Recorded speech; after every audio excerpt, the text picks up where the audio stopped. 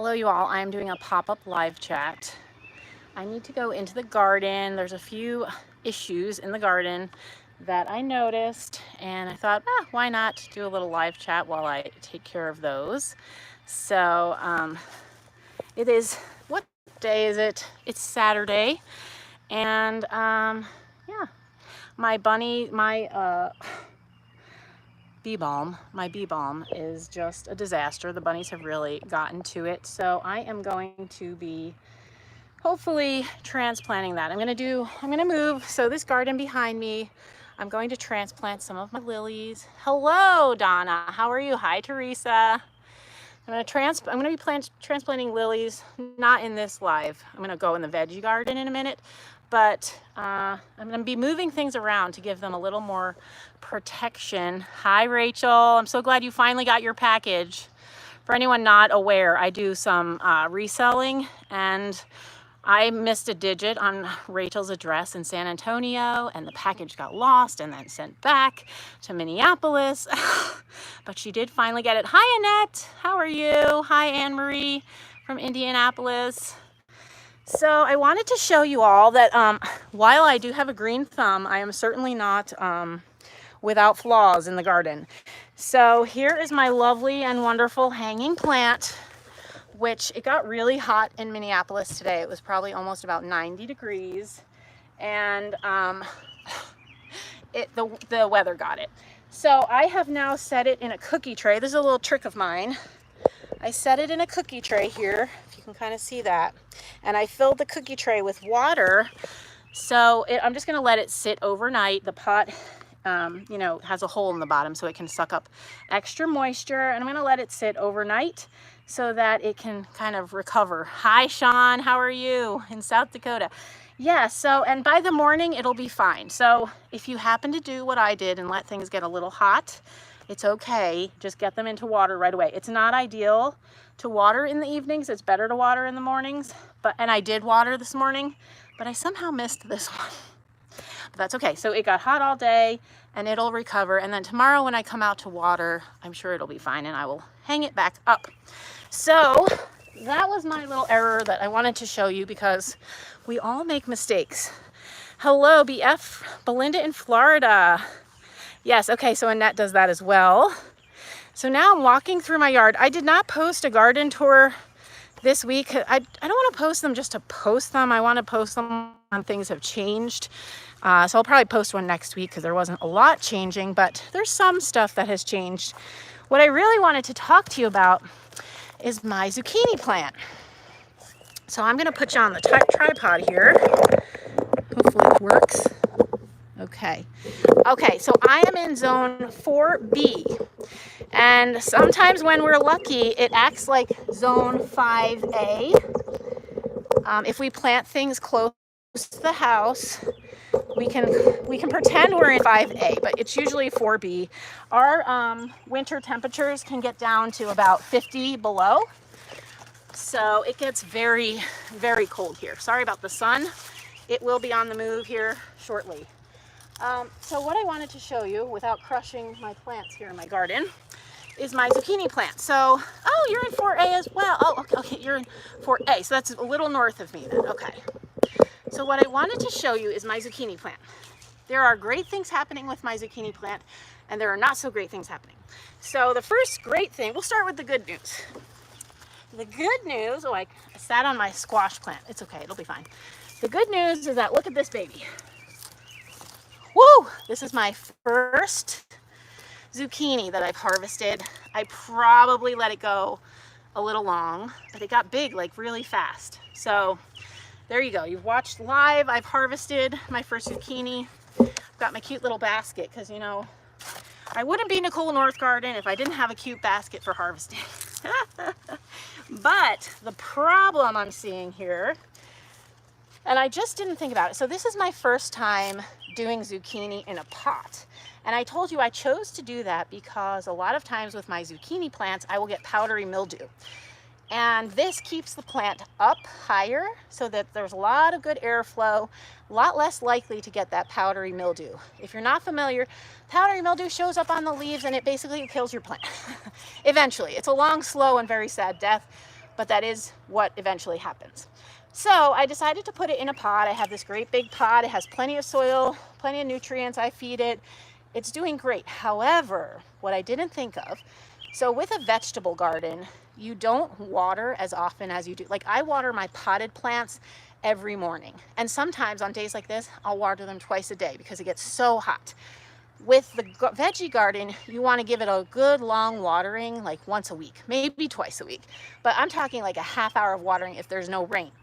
So that's what I've been doing, and this has been getting, so you're in between 7, oh, Annette, when I lived in New Jersey, I was in zone 7A on the Jersey Shore. It was very hard to move to 4B. So when you have a plant in a pot, there it is, now that the zucchini is in the pot, it is essentially a potted plant. And so really, even though it gets watered, when the veggie garden gets watered, it does not have the ability, not until the roots get really long and deep, maybe towards the end of the season, to get moisture from the ground. And so the zucchini plant, I still need to think of it as a potted plant. And so I've been giving it inconsistent moisture, which has resulted in the problem I'm about to show you. So this is blossom end rot. And so you can see some of my little zucchinis have rotted. This comes, I think, from a lack of calcium, which results from a lack of consistent watering. So I've lost this one, I've lost this one, and this one. So I've lost at least 3 zucchinis because of my little error. So what I'm going to do, I'm going to cut off the things that don't look too happy. And then once my phone is no longer in the vegetable garden, I'm going to give it a nice long drink. I actually will probably wait until the morning because I don't like to water the zucchini at night because then I get powdery mildew. So, but that is what I believe is happening here. Fortunately, it has not affected all of the zucchini, just a few so far. So, yeah, so I think, oh, I see one other. So all in total, it seems like I've lost 4 zucchinis to this problem. So here's another one. So you can see how it looks. It looks rotted. What can you do? So I will deal with those, and I will give this a nice long drink in the morning. And you can see here even, this is a really dry leaf. So it definitely, I need to come out here and water the zucchini plant when I water my potted plants every morning if I want it to not suffer from this problem. Fortunately, there's still plenty of blooms, and it still has baby zucchini, and there's ones that are well into developing. Oh darn, here's another one. Here's another. Oh yeah, that's mushy. All right, I'm gonna take that one off too. These are my kitchen shears. You want to, anytime, hi Maria, anytime you're cutting things in the garden, you want to make sure you use a sharp tool and one that's clean. So these go through our dishwasher, so they're clean, they're used for food, but it's okay to use them in the veggie garden too. And I just know that they're sharp. They never get used on paper. My children wouldn't dare, ha ha ha. Okay, so now I'm gonna move the camera. I wanted to show you rhubarb. So I know when I lived in New Jersey, I did not have rhubarb. I did not know what it was. Let me fix my little tripod here. So do you guys have rhubarb where you are? Does anyone else have rhubarb? Where's my tripod? There we go. So here's my rhubarb plant. Whoops, my tripod is falling. I'm sorry. Let's see if I can find a sturdier spot. Here we go. There we go. Okay. So, ooh, it's huge.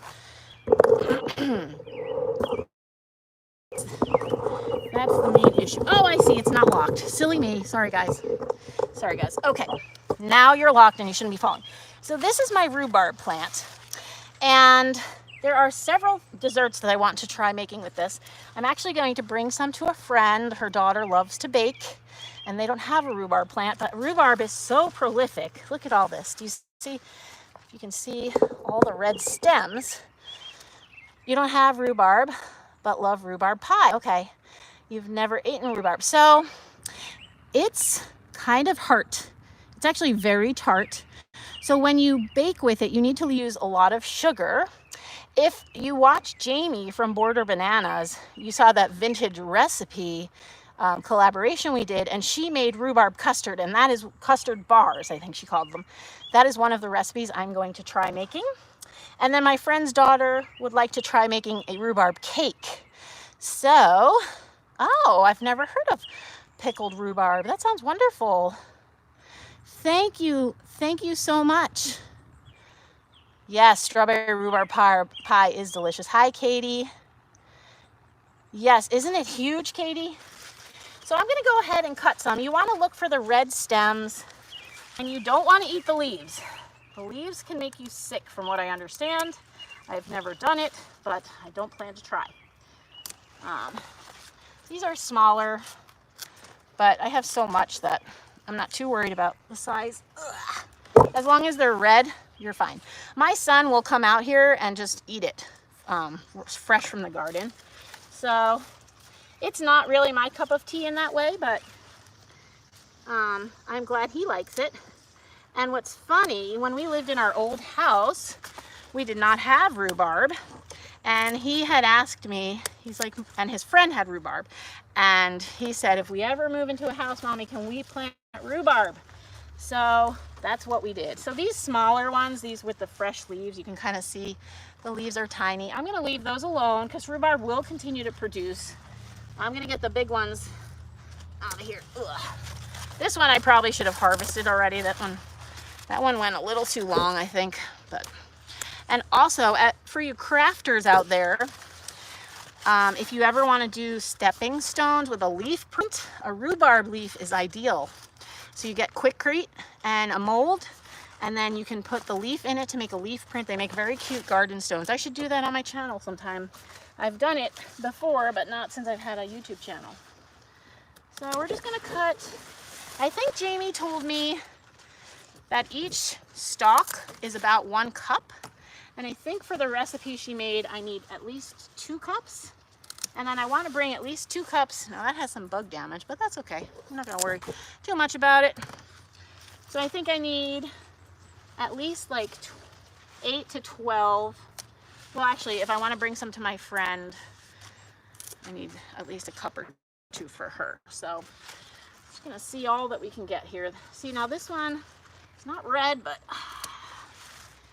Well, this one's red, but this one is not red, but it's huge. I don't know. I don't know if I should take... Does it come... Oh, shoot. How do I see a comment? See, I have this on a different... Can you ask your question again? Because I didn't see it before it disappeared. Because I'm on my phone, and so the way that the comments come through is a little different. So I don't know how to review the comments. Let's see if I can figure that out. No. Oh, live chat. All messages are visible. Ah, there we go. Got it. Does it come in seed or plant form? So in Minnesota, I bought mine as a plant, but I don't know. I don't know. Has anyone ever done it from seed? I'm not really sure. Okay. So we're going to keep cutting here.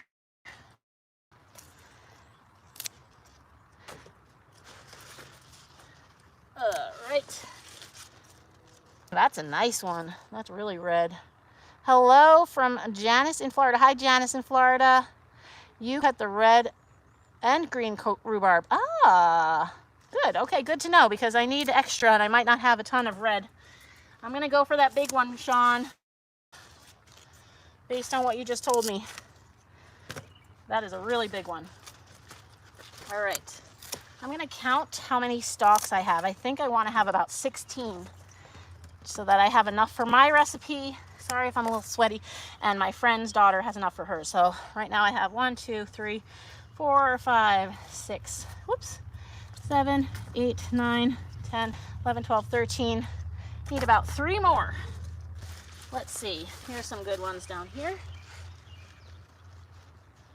All right. Okay, that's a good one. 1. And again, I'm leaving the smaller ones behind so they have time to develop. Trying to get these big ones out of here. All right. And maybe 1 more for good measure. It for now. So here's our rhubarb. I'll report back to you all to see, to let you know how how the recipe goes. And now I've got all these leaves. Darn, if I should be doing a leaf print project now. Look at all these leaves. They're huge. But I don't want them to cover up my veggies that are growing. So I will put these in our, we have a yard waste recycling, and I'll probably put those in there, and it all goes to some composting place. And they make compost out of it.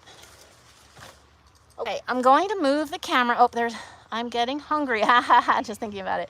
I'm going to move the camera. I just want to show you one other little thing in the veggie garden.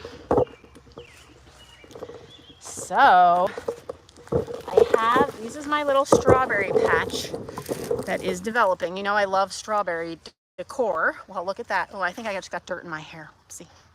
Oopsie daisy. Okay. So my strawberry patch has been successful for the first time ever. And so this is the first year. I did not plant these. These were either volunteers from birds bringing seeds, I don't know, or they were here from the previous, not the previous owner, the people who lived in this house before us did nothing to the yard. Hi in El Paso. So the people that lived here before us did nothing in the yard. The people before them, I think, were gardeners. So I think that they might have had a little strawberry patch going on in here. So when we moved in, I redid this whole garden, but I kept the strawberry plants. I just moved them. And so now, that was a few years ago now. Oh, this one came through the fence. So anyway, I moved them to this side of the garden because they do take over, and you can't really see where the camera is right now, but they send out shoots. I think eventually this is all going to be strawberries, but that's okay with me because I have other plans for veggies in future years. So I'm going to let this just become a strawberry patch if that's the way that it goes. I'll have strawberry and rhubarb. Look at that, and I can just make pies. But I did want to show you, this has been very effective. So one of your biggest battles if you're trying to grow strawberries is birds. So you might get the flowers, you might get, you know, whatever, but if the birds get to the strawberries before you do, that's a real bummer. So I put this little bit of chicken wire over it, and this enables me to have strawberries growing. Now you can see this one got a little big on the other side of the fence. Let's see. Montgomery, Indiana. Hi, thank you. I did have vegetables in New Jersey. It was more of a struggle in New Jersey, actually. The soil is very sandy, and so there was a lot of soil amending that we had to do. So veggies actually have gone better for me here in Minnesota. Flowers, on the other hand, were much easier in New Jersey because there were a lot of things that were perennial. So even little things like the low-growing primrose that comes in like pinks and purples. Hi, thank you. That was perennial in New Jersey. You're in Far East. Wait, you're in Far East EP. Not much has changed. Oh yeah, okay. Hi. So so in New Jersey, flowers were easier, vegetables were harder. Thank you. And so here in Minnesota, it's been more successful. And what's funny, in Minnesota, I don't know, hi Laura. I don't know if you guys who also live in Minnesota have noticed that it seems like in Minnesota, more people are gardeners. Like, people are really serious about gardening because we get a very short growing season. And so like everyone wants to do it, you know? So anyway, so here's the strawberries. Look at them, aren't they beautiful? And the birds have not touched them. I have a nice big one here. So I'm just gonna go ahead and pull these off. I'm gonna leave this one and risk the birds because it's definitely not ripe. But these are ripe. So there we go. Look at those beauties. Isn't that lovely? There's not many of them. We had a bigger harvest earlier, about 2 or 3 weeks ago, and the kids and I devoured them. We did not get to bake with them. We just ate them. So look at my cute basket full of my garden harvest. That's one of the most fun things about a veggie garden, is actually getting to harvest things. So tell me what you are growing. What's everyone growing? Do I have any vegetable gardening friends, or are you flower enthusiasts? I'm just looking to see if there's any more strawberries hiding. There do not appear to be. I don't see any. I don't see any. I need to get out here and weed. I am due. I'm going to show you the strawberry shoots real quick, if I can turn the camera at the right angle. So, just so you can see how they spread. So, if you look here, oh, here we go. Tomatoes and small chilies, no veggies this year, just flowers. Fantastic. Oh, some grapes. I have never tried grapes. I know that there are grapes that grow in Minnesota. I just haven't tried them. So these are how the strawberries reproduce. So you can see here, this is a new tomatoes, kale, peppers, herbs, nice. This is a new shoot, so this, you know, this one over here is a plant that shot off like last year, and it did not produce this year. It'll probably produce maybe next year. We'll see. It seems like they have to be a few years old. The plants have to be a few years old before they'll produce anything for you. And here's my tomatoes. If you remember, I had some tomato troubles earlier in the season. Hey, Sandy. Tomatoes, peppers, and some herbs. So I took those sicky plants out. I put them in pots. They have now died, I think. They got some kind of spot. And I think they came home from the garden center like that. I just wasn't careful enough. So I took those out and I replaced them with these, and these seem to be doing fine. They're not getting huge that quickly. I'll probably put some fertilizer on them shortly here. But yeah, and here's my little cucumber. I'll show you that. Let me move the camera. Okay, so if you can see it, this is my cucumber plant. This is a bush variety, so you don't need to put it on a trellis, but you can see all the little baby cucumbers that are coming in. So this should produce for me. I might, you know, stick it on something just to keep it up off the ground. Even though it doesn't need a trellis, it's better if it gets a little support. So I'll probably put something here to just give it a little support. Maybe I'll even use one of these tomato sticks. For now, I can just take this and give it something to lean against. Because again, it's not going to need a trellis, but maybe it just needs a little something to stand it up off the ground. There we go. So there we go. Oh, my knee popped. Did you hear that one? So this will just keep it healthier. Here's my squash. It's not doing much. I don't know. I don't know what to think about that. That's the birdhouse gourd that I planted. And let's see. Can you see it? Yeah. So, hi, Nicole. You have a cherry tomato plant and a cucumber in a pot. No veggies yet, but they are flowering. Great. That sounds awesome. Yeah, I have one tomato. I usually pull off the first set of flowers, but I forgot. It's been kind of busy, so with all the kids home and everything, so I forgot. So I have early tomatoes earlier than normal, and maybe earlier than I'd want them to be, but you know, I'm just going with it. So, all right, so that's all that I wanted to do with you all this evening. Just wanted to show you my zucchini troubles, just so that you know, even people who know a lot about gardening have troubles. It happens to the best of us, but I hope you're all having a fabulous evening. It's hot where you are. Maria, where are you again? Tell me where you are. So yeah, I just hope you're enjoying your Saturday and finding ways to stay cool if you happen to be in a hot place. Sorry if I'm sweating. I love hydrangeas too. In New Jersey, hi June, I have your package ready to go and I meant to send it out today and then I missed the mailman. California is 108. Oh my, that's terrible. That's just terrible. You're enjoying your grandson's visit. Awesome. That sounds terrific, Rachel. You're worried? Oh, okay. No worries. Okay. Well, anyway, I hope you all have a fantastic evening. Chris and I are watching a new show. It's a survivor show called Alone. It's on Hulu. If you like things about survival and camping out, it's an interesting show. So we're probably going to do that this evening. And the kids are in 5 different directions. Molly's out working, and Gabe is out on a date with his girlfriend, and Maddie is taking a nap. And Hannah, I think, is also taking a nap. So anyway, you have a pineapple? Wow, that's amazing.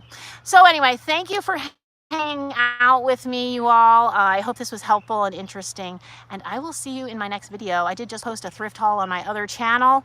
If you're interested in thrifting, you should go check that out. My other channel is called Nicole North Garden without anything after it. So Oh, thank you, Sandy.